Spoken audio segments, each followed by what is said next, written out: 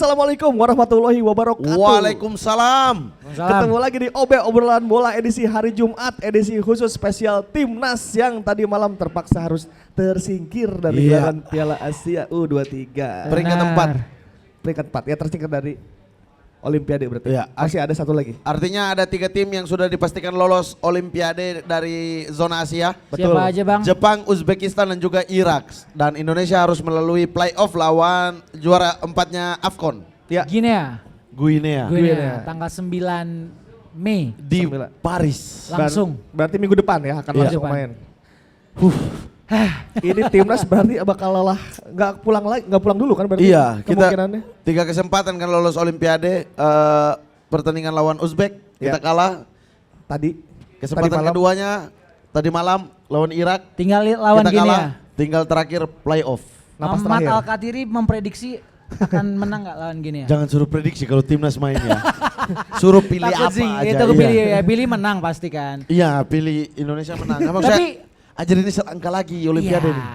Kalau Coach Ripan ngelihatnya Guinea, lo ada bocoran-bocoran nggak? Mungkin buat sobat sport yang belum tahu U23-nya pembinaan usia mudanya, Guinea cukup oke nggak sih Coach? Kalau tim-tim Afrika kan sebenarnya pembinaan usia mudanya nggak terlalu baik. Cuman ketika mereka tampil di kompetisi mereka selalu tiba-tiba di semifinal Piala Dunia lah, semifinal Afrika gitu. Jadi mereka secara kualitas mungkin harusnya 1-2 di atas kita ya. Iya. Oke. Secara kemampuan.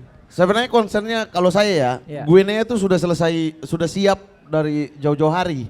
Sementara kita jarak antara pertandingan ini dengan playoff cuma 1 minggu. Ditambah penerbangan kan? Iya, penerbangan ke Qatar Prancis. Prancis nggak terlalu jauh harusnya. Oke. Iya. Iya, kalau mereka langsung ya. Iya. Kalau mereka langsung Iya. harusnya langsung besok ke Harusnya Paris kan langsung, mempersiapkan harusnya. lagi tim ini. Yang jadi soal pemain kayak Nathan, apakah Wah, harus iya, diizinkan, tetap Bisa diizinkan. diizinkan ya. Iya. Terus pemain kayak Iya, exam seminggu lagi gitu ke klubnya. Itu kan iya. belum tentu Justin ya. Hapner menurut lo dapat izin nggak dari Chirizo? Itu juga belum tentu, belum Nah. tentu. Nah itu dia pemain-pemain. Tapi kita berharap kalau itu adalah kualifikasi Olimpiade, mungkin pemain seperti Elkan bisa dimaksimalkan, bisa Pinjam dulu ditarik. lah, Iya. ditarik dulu lah. Nah itu kita tidak tahu susunan pemainnya akan seperti apa nih, kerangka permainannya akan seperti apa lagi nih. Kalau semuanya diizinkan, otomatis tim yang sudah ada ini kan, Iya, yang di bermain bawah ya. sana. Iya. Betul. Nah itu sih. Itu sih menurut gua memang kalau kita ngomongin yang kita belum tahu gitu. Ya kita lihatlah nanti. Tapi gue pengen ngomongin juga yang kita udah tahu. Apa tuh? Ini buat Super Friends. Apa? Nah, buat Super Friends pecinta futsal dan juga e-sport dari kalangan fans klub atau kampus nih Coach Ripan. Oke. Ini Super Soccer balik lagi ngadain Euro Futsal dan e-sport championship di tahun ini, di tahun 2024. Dengan total hadiahnya tuh gede banget Coach. Berapa tuh? Spill dong, spill. 400 juta. Ah, dikit. 1 M. Dikit, tambahin dikit. 1,3. Nah gas itu, Bagus. 1,3 miliar rupiah. Oke. Dan playoff bakal digelar di 14 kota nih Bang Mamat dan juga Coach Ripan. Dan juga registrasi udah bisa dibuka dari sekarang sampai tanggal 31 Mei 2024. Jadi tunggu apa lagi, buruan sekarang lo daftarin tim futsal dan juga IEFC 2024 lo. Cek info lebih lanjutnya di Instagram account @mysupersoccer atau di websitenya di www.superlife.id. Yoi. Ini Rasanya rasanya Super.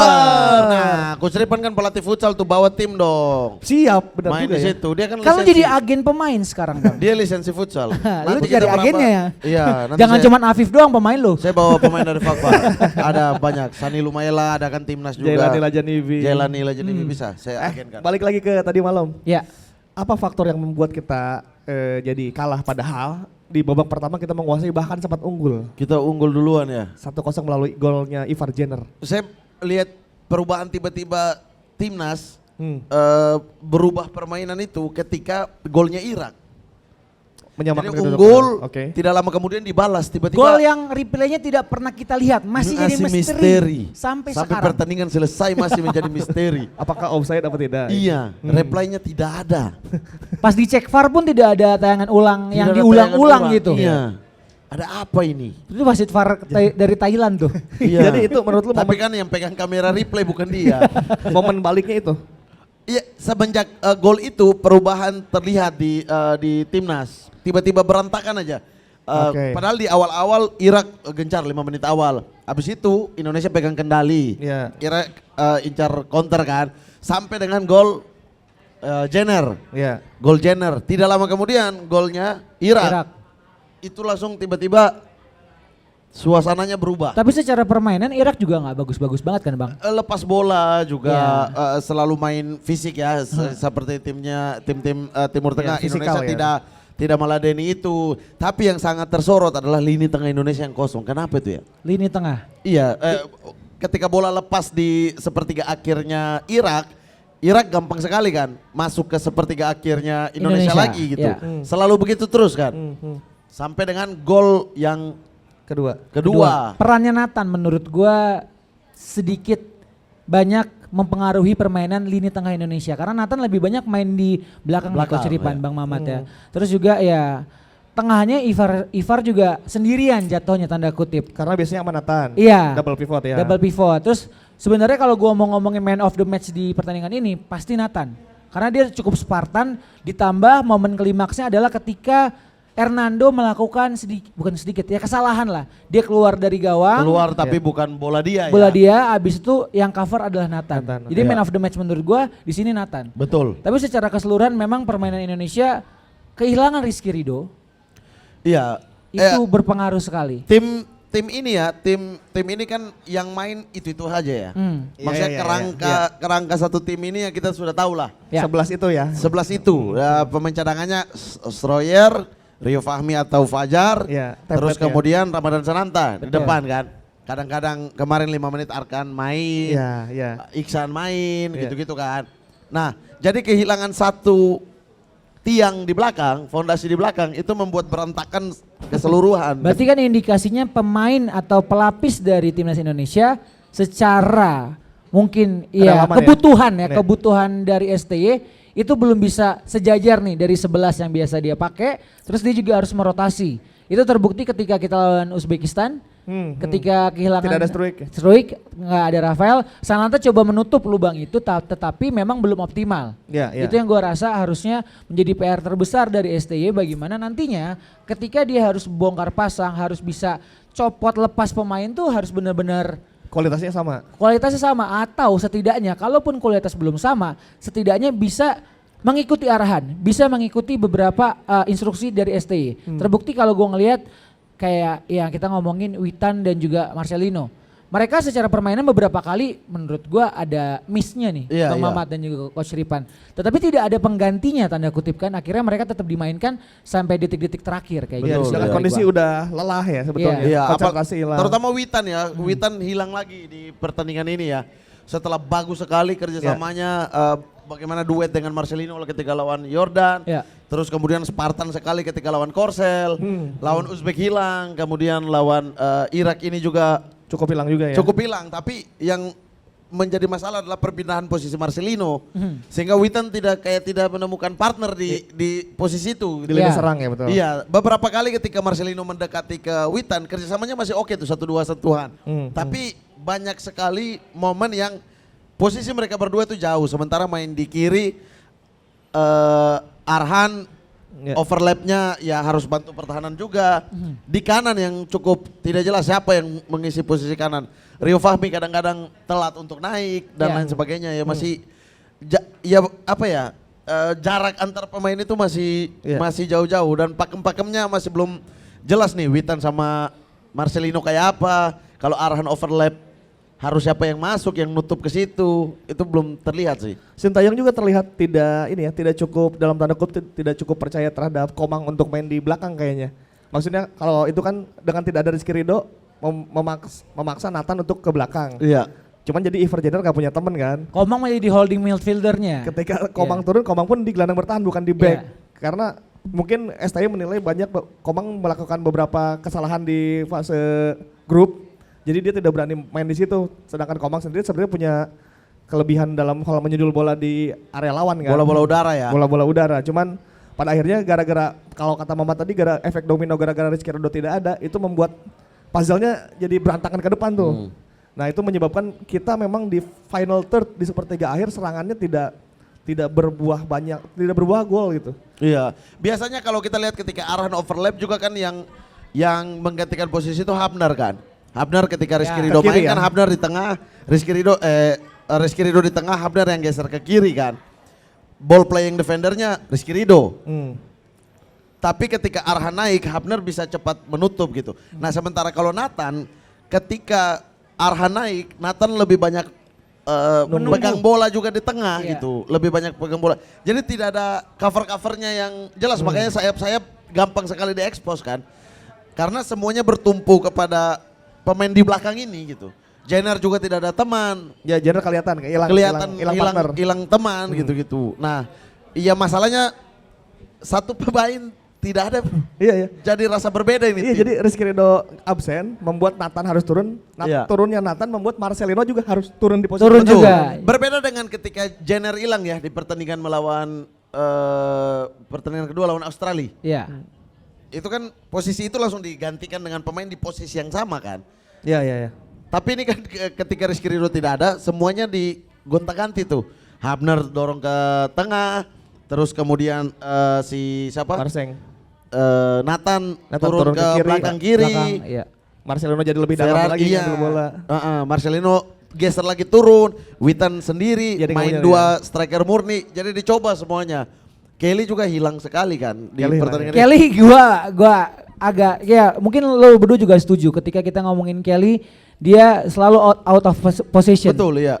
Bola belum nyampe ke dia atau belum ada ancang-ancang dari temennya untuk ngoper, dia sudah beberapa kali ambil di posisi ke depan. Offside. Iya. Itu sering kali gitu, acap kali di babak pertama dan juga sebelum dia diganti akhirnya itu selalu akhirnya seperti itu. Iya. Dan peran Kelly sendiri kalau dari Bang Mamat dan juga Coach Ripan, ngelihat Kelly itu missing puzzle kita kah di melawan Irak pada kemarin? Melawan Irak kan Kelly sebetulnya diposisikan untuk mendobrak dan mengacak-ngacak lini depan ya. Untuk kemudian Rafael Strike mempunyai ruang sebetulnya. Tapi ternyata tidak kan? Cuman yang terjadi malah beberapa kali Kelly itu jadi bentrok posisi sama teman sendiri. Double posisi di situ, double posisi di sebelah sini.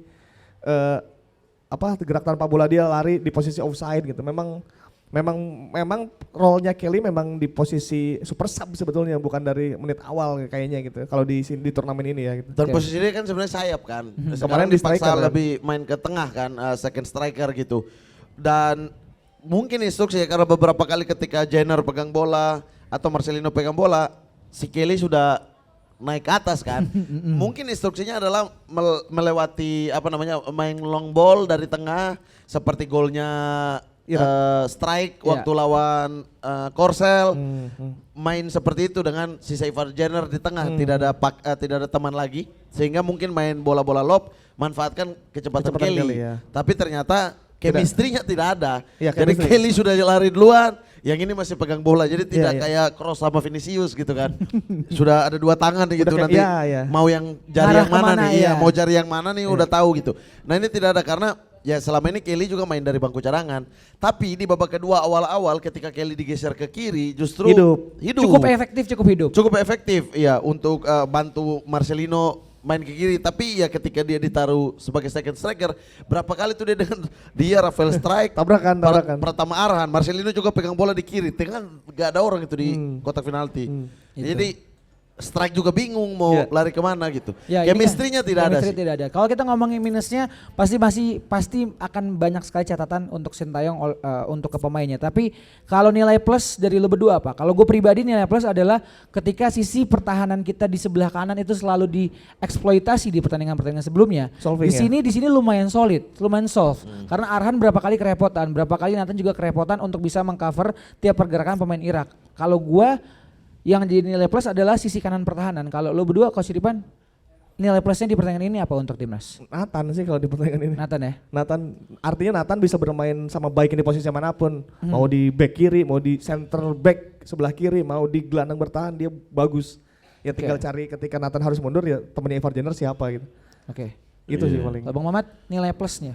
Nilai plus iya sama sih mungkin di kanan, tapi saya lagi ingat-ingat apakah pernah Rio Fahmi sama Ferrari diturunkan bersamaan karena mereka satu di klub pertandingan sebelumnya ya. Karena ini sama-sama Persija ya. Mereka sudah ada chemistry di kanan tuh. Iya, dan Ferrari berkembang ya dari pertandingan ke pertandingan solid sekali. Ya malam ini juga cukup solid ya. Hampir tidak ada kesalahan dari dia. Kalau tadi analisanya Mardel di kanannya solid ya karena mungkin gara-gara ini di satu klub gitu. Iya. Secara chemistry dan secara kedekatan mereka dekat dari klub gitu berangkatnya gitu. Tapi tidak ada Hapner di kiri membuat kirinya ke expose. Dieksploitasi ya. Iya, walaupun Nathan bagus juga ya, artinya beberapa kali handle, tapi ketika Arhan naik, lubang itu kayaknya tidak tertutupi sih. Berapa kali Nathan- crossingnya Iya. Irak itu yang bahaya kan. Nathan lebih pegang bola dan lebih masuk ke tengah, jadi sebelah kirinya Indonesia tuh Tembus sama. tembus terus dibandingkan kanan. Rio Fahmi tetap di posisi Sama itu. Ferrari. Ferrari kerja sama mereka berdua cukup oke sih. Iya. Dibandingkan Fajar masuk kan. Ya. Baik. Jadi untuk semua penggawa timnas kami ucapkan terima kasih atas Terima kasih. Usaha dan upayanya. Hasil yang cukup memuaskan. Memuaskan. Sesuai dengan target euforia kita saja yang terlalu tinggi. Iya, iya. Ekspektasi kita Namanya terlalu juga tinggi. ngarep ya Bang ya Betul. kan boleh Iya, yang karena ngarep ya. selangkah lagi nih gitu. Iya. Olimpiade soalnya. Iya, tapi kalian sudah sesuai target dan Iya. sudah berjuang maksimal. Kita bisa menang lawan Jordan, lawan Korsel, lawan Australia. Tidak pernah terjadi sih di sejarah Sepak sepak bola Dan Indonesia. ini akan jadi pembelajaran yang penting sekali untuk Garuda Muda dan juga persepak bolaan kita bahwa apapun bisa terjadi. Iya, dan kita bisa menang loh lawan Iya. tim-tim besar. Semoga di berikutnya kita sudah tidak tunduk kepala ketika lawan Vietnam, Thailand. Ya kayak Korsel aja kita hajar, Betul. Apalagi Asia Australia Tenggara, aja ya. kita hajar gitu-gitu kan. Jadi- Jadi bisa lebih dongak kepalanya. Jadi untuk timnas Indonesia kalau kata salah satu brand olahraga impossible is nothing. Impossible is Iya. nothing. Gitu. Sudah Jadi, terbaik, tinggal lawan Guinea. Ya. ayo bisa yuk. Maksimalkan, bisa. Olimpiade gas ya. Olimpiade. Selamat beristirahat dulu sejenak, abis gitu selamat terbang ke Paris dan selamat berjuang lagi di Paris tanggal 9-10 dini hari ya berarti. Iya. Ya. Nanti kita nonton bareng lagi, kita doakan lagi timnas semoga kesempatan terakhir ini kita bisa lolos Olimpiade. Iya. Amin. Jadi Kalau- akhir kata Ya kalau begitu Rifan Pradipta pamit. Saya Muhammad Al-Qadri pamit. Mardel juga pamit. Sampai jumpa di OB edisi selanjutnya. Assalamualaikum Dadah. warahmatullahi wabarakatuh. Adios.